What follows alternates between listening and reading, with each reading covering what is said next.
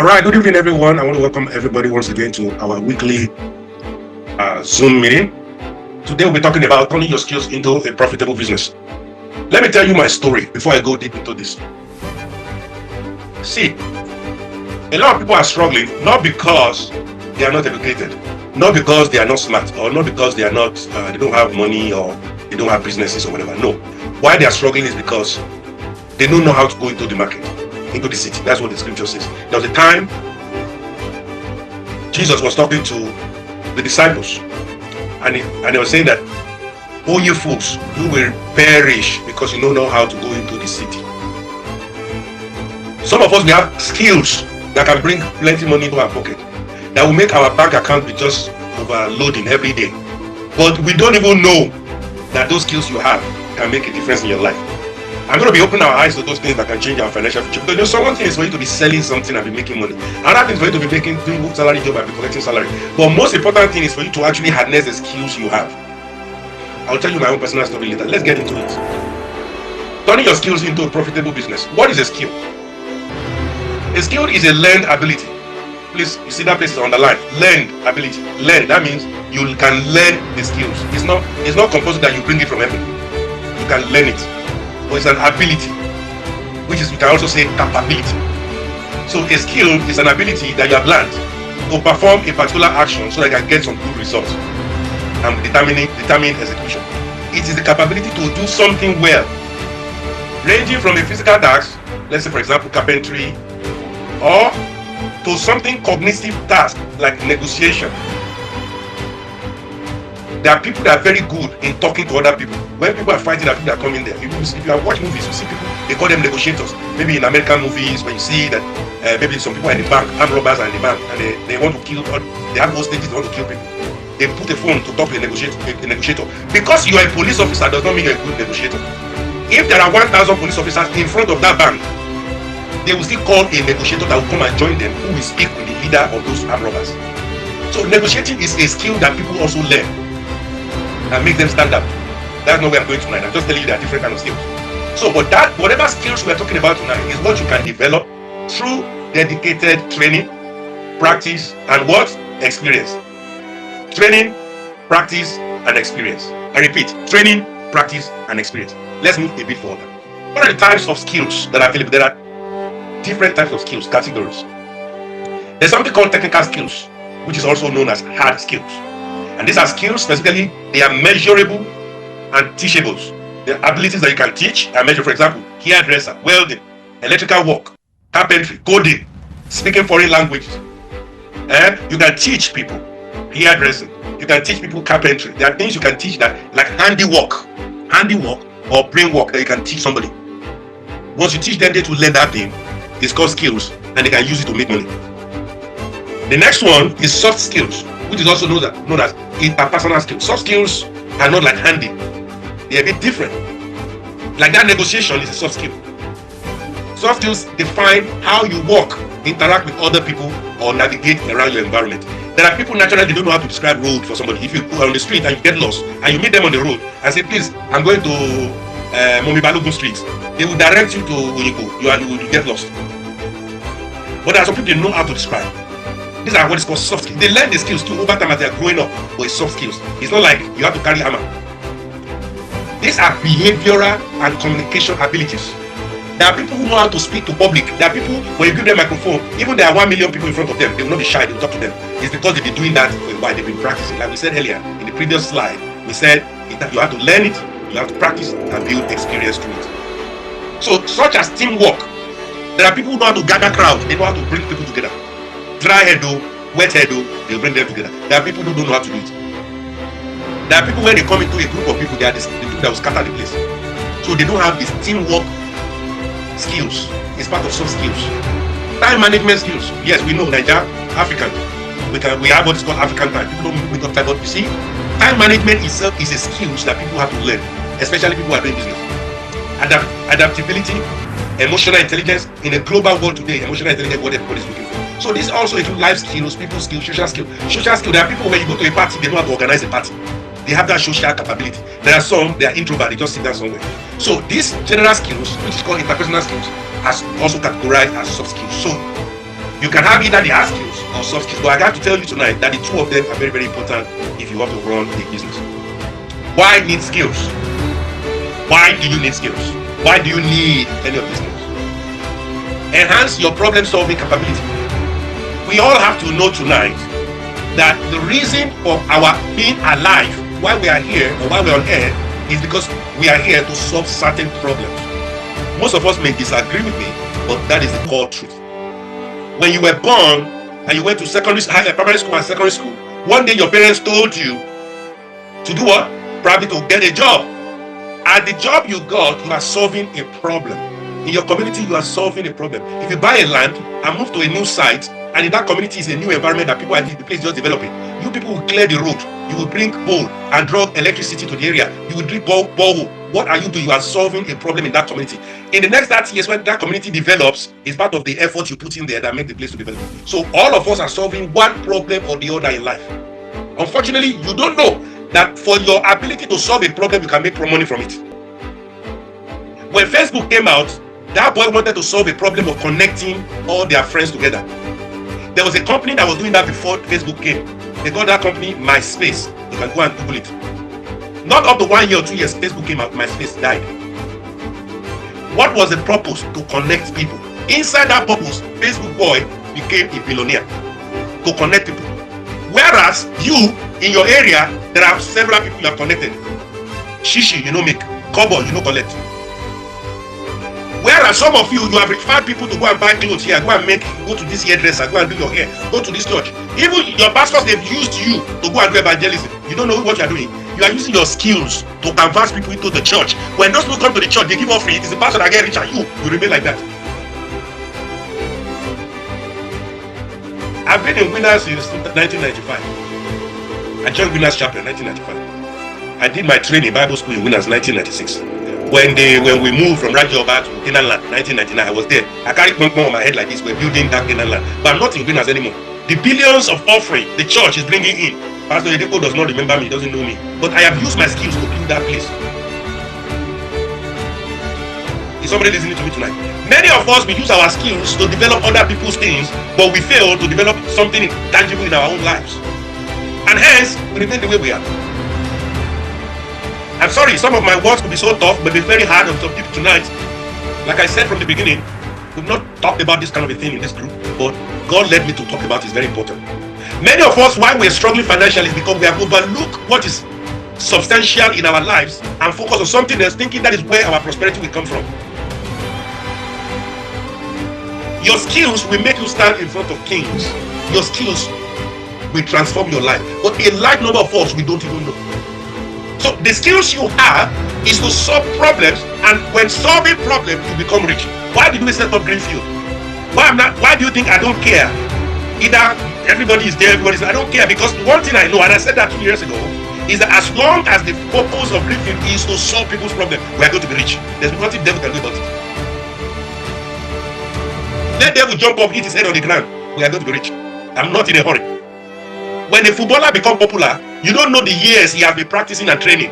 We only know when he go on the FIFA World Cup and score a goal and became popular. That's when we know. But when he's grinding, people call it grinding. When that boy was grinding on the football pitch, training inside the sun, training inside the rain, nobody sees him then. But when he's shining, everybody starts shouting. And that is how skills are. When you are developing skills, it's always hard, tough. But by the time you have it and you start using it and you build experience to it, it changes your life. Is somebody getting me tonight? Why do you need skills? Every business owner, entrepreneur needs a diverse set of skills to navigate uncertainty in life, manage daily operation, and successfully turn innovative ideas into profitable reality. So therefore, one thing, the whole essence of tonight's training is not just to tell you to your face that you have the skills. I'm going somewhere. If we don't finish it tonight, we'll continue next week's Tuesday. Where I'm going through this teaching is to let you see the need that your skills can be converted into business capabilities. Is somebody get what I'm saying here? So specific capabilities such as financial literacy, resilience, communication, empower founders, people who create something to overcome obstacles, allocate resources, attract customers and investors. So if you are a business owner or you're a salary earner, and whatever you're doing, You are always tight budget every month, every year. Things are tight, things are tight.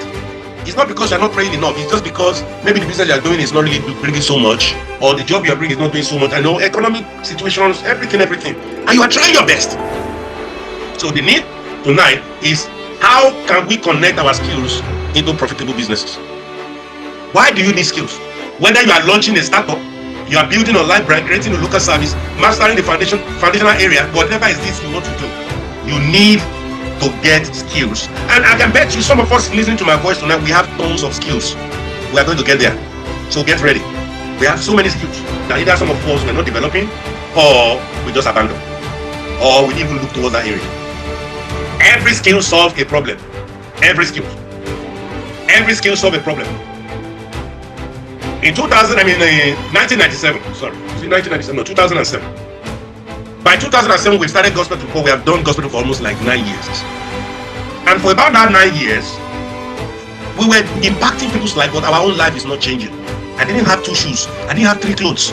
I keep repeating the same clothes for days and for weeks. My shoe was like Montgomery. You didn't go to, you see the flat shoe I was wearing. And at that time, in fact, in 2007, we invited Professor Patty Tomi to one of our conferences at Maryland, in Kenya there. That's how much we were like impacting communities as at 2007. But our life, there was nothing different. It looks even worse because financially we are struggling. That was the same year, what's the name of this insurance company at Akpongo there? They gave us about 100,000 to support the project. Professor Patty Tomi was there to speak in one of our conferences. But before that incident happened, few months before that conference, I had called everybody together, all of my team members. I said, guys, things are not happening, though. Is there something we are missing? So I told them the new plan. This is what we're going to do. And then personally, I said I was going to do public speaking because I had the gift of speaking to people.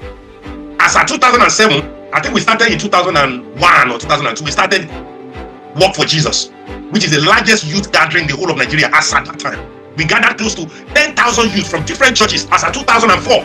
If you see the crowd from Maryland to National Stadium, you'll be shocked. The video is online. There's nothing I'm saying here that is I'm making up. It's online. The videos, everything is online. You can Google it. I was the brain behind Work for Jesus. So many pastors, so many churches, they were there. We walked from Maryland to Stadium. I gathered the crowd. Even when I was doing that as at 2004, when we finished like this, back to square one, financially, na wahala. It was in 2006, 2007 I started thinking, now like this we're going to go. How come we can't make money by ourselves? I can't go and be doing events as a man of God doing different events, and then I'm still broke because our ministry is not a church. It was a help ministry. It's not a church where we ask people to donate offering and tithe. It wasn't. It was a help ministry, like an NGO. So I said, okay, what is the skills I have that can bring me money? That was the year I went into public speaking.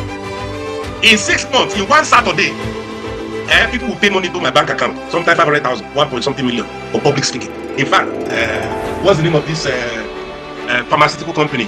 See, Edward or Edson, somewhere in Maryland, Obanekoro area. They have a big tall building on the expressway there. I consulted for them. I was training all their staff. It was when I found out that I had these skills and it's dying inside of me, and I'm dying financially. I better wake up. It was from that time my star started shining. So there are still some of you here, you're listening to me, you have. You might even be making money, you think you are financially okay, but you can even do much more than what you are doing now financially, if only you can discover what I'm talking to you about. Every skill solves a problem, and people are ready. Customers will pay for solutions, not for effort. Customer will pay for solution, not for effort. I told you, you have to identify the problem those skills can solve and communicate that value clearly. What is the solution? What is the problem your skills can solve? For example, a mechanic. Everybody doing transportation will rely on a mechanic because when your vehicle is bad, the reliability is on every mechanic. A caterer, people need caterer because they need to cook food for large events. A barber will cut your hair. So you have certain skills. I just gave you an example of people who have skills that people are ready to pay to solve that problem. Is somebody getting it? A barber solved the problem of looking untidy. A mechanic solved problems of what? Transportation. A caterer solved problem of hunger. A fashion designer helps people to look good. A teacher solved problem of what? Ignorant.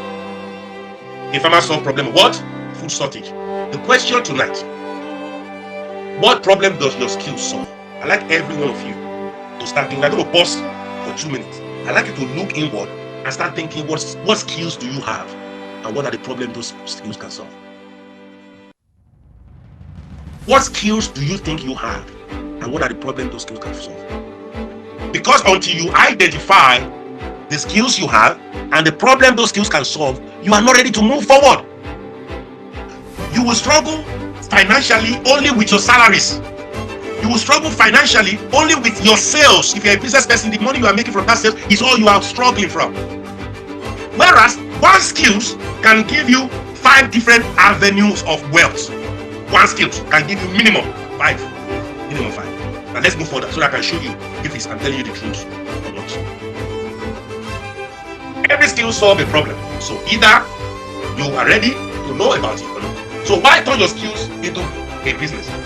A skill earns income when you work. Are you getting what I'm saying here? This is where we're going. When you have a skill, that skill has the capacity to get you a job or to keep you busy with work. Let's say a tailor. So tailor opens the shop every day, sew from morning till night. She's tired, she goes home, come back the next day, continue sewing. When it's Christmas and New Year, they are so busy that they don't even have time to relate with family members. Mechanic is so problem of it. So there's a skill you have, the skill set, they call it skill set, you have that keeps you busy, that brings money on your table.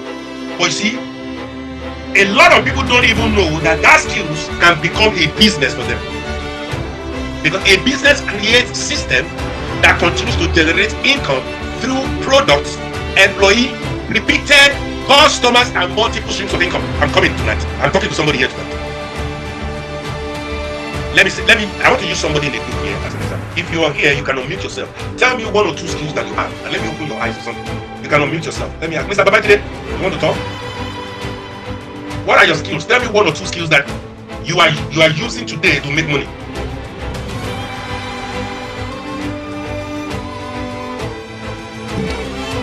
Are you there? Or somebody else? Somebody can. Okay, Anita Hayes, go ahead, please.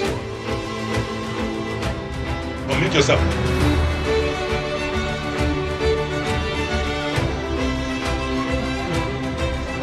Good evening, everyone. Can I be heard?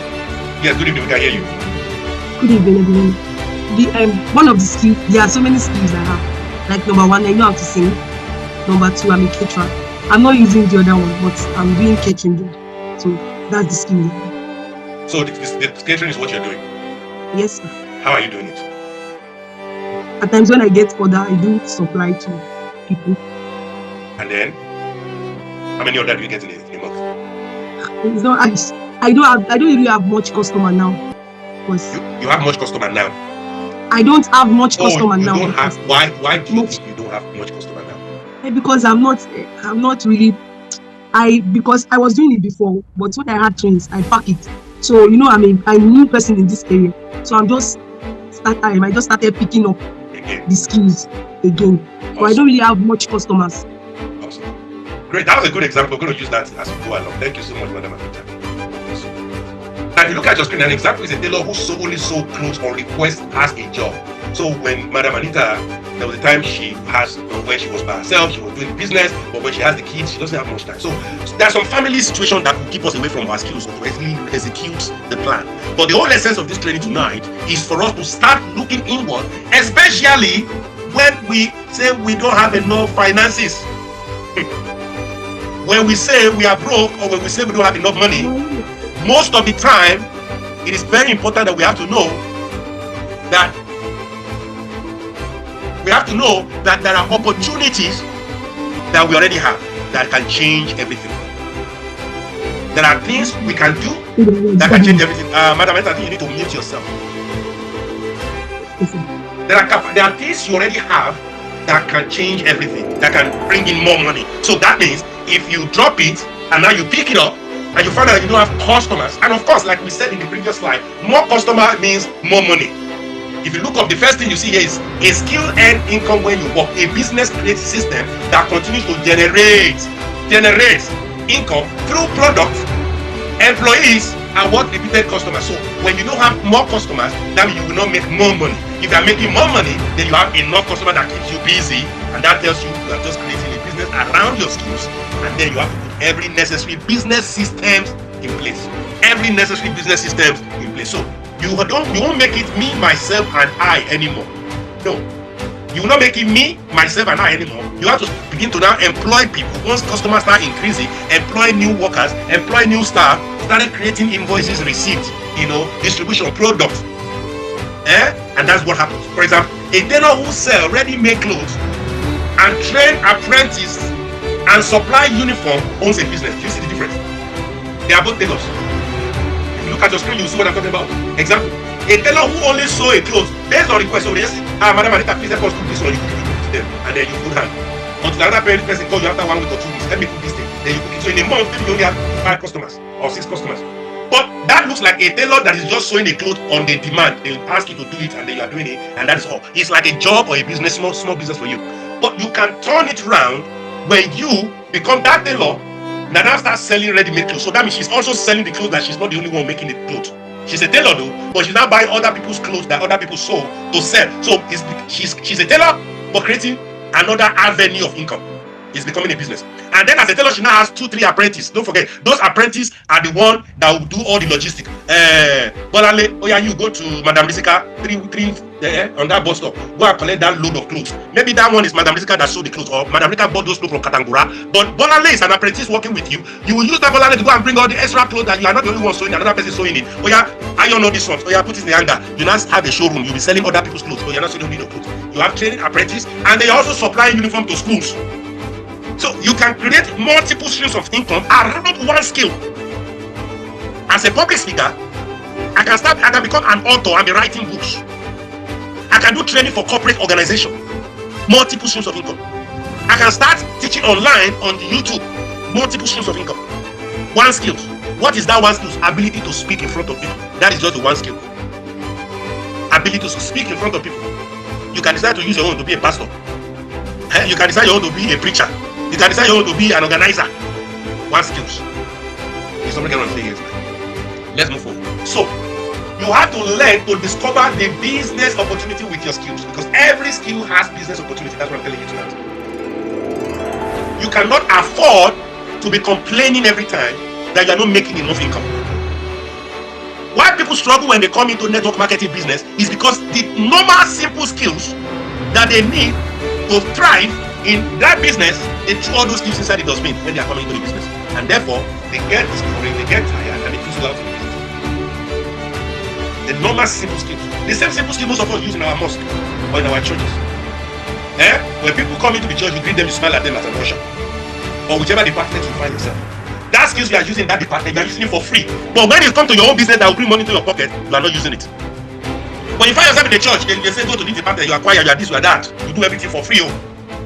You are boosting somebody else's vision and dream, in which there's no guarantee that after 5 years you'll still be in that church. If you relocate, if you get married, blah blah blah, or if you travel abroad, you'll not be in that church. But all your skills and energy will foster into that person's dream and vision. The church become bigger, the mosque become bigger, the project become bigger. Whereas you financially you are struggling. You have skills, you are not monetizing your skills. You are not expanding on it. You don't have the idea of how to use your skills to create multiple streams of income so that money can come from here and there. Most people don't know that one skill can create many businesses. You don't even know. And I'm telling you here tonight. One skill. So imagine if you have many, like Madam Anita. She said she's just using one. She's also a singer. She's not even using that one. Now, if she decides to use that one, she'll create albums. She can start. All these musicians, artists you see that are now popular in the city. Do you know how they got started? Not singing, bring their friends together. They just say, let's stay in the house, let us sing praise and worship. And they record the praise and worship and they put it online. The thing will blow one day. Ima OOMG, that guy, he's been on that project for a long time, singing with his family, with his friends. He's just doing all kind of things, but he will keep posting it. Now, 3 years ago, the guy blew. He's a popular artist now, and that's just one. And in singing, you can be singing and put on YouTube and be making money from it. You can sing and they call you to come and sing in the church. You can go and do so many ways you can make money. An hairdresser can earn money from doing the hair for somebody. Number 1. Number 2, selling hair products. Number 3, training students. Number 4, doing home service. Number 5, bridal packages. Number 6, wig making. Number 7, hair treatment. Number 8, salon equipment sales. Online tutorial. Beauty consultation. Only one job, one skills, you can diversify into almost 7 different things. So when we say we are not earning enough financially, it's because we have so much skills, too many of them, that we dump most of them in the garbage can and we are not using them. A farmer does not just plant crops and harvest crops. When he sells the crop, he can decide to go into processing of food and be making money from it. He can do packaging. He can be supplying restaurants.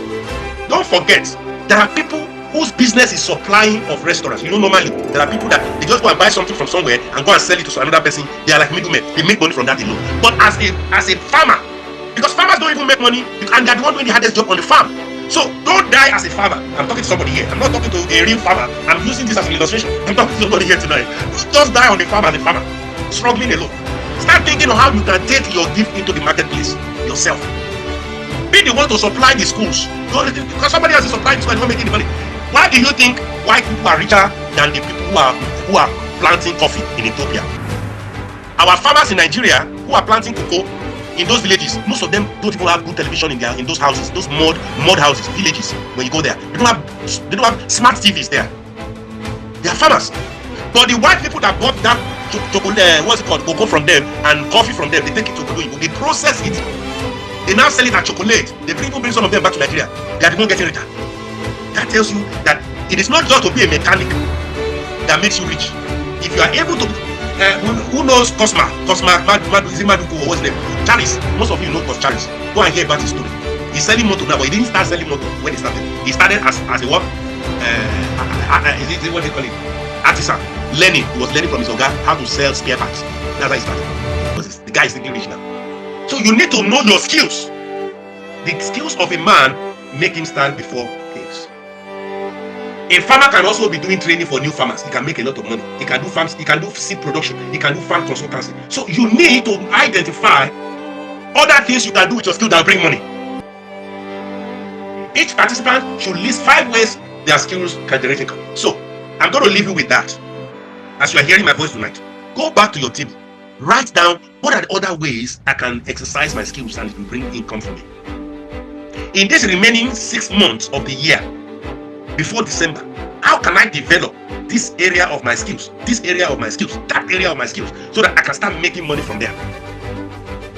Because all the krakita all of us are doing every day, jumping up and down every day, looking for different kind of things to do to bring money in so that we can sort out our family, our children's school fees.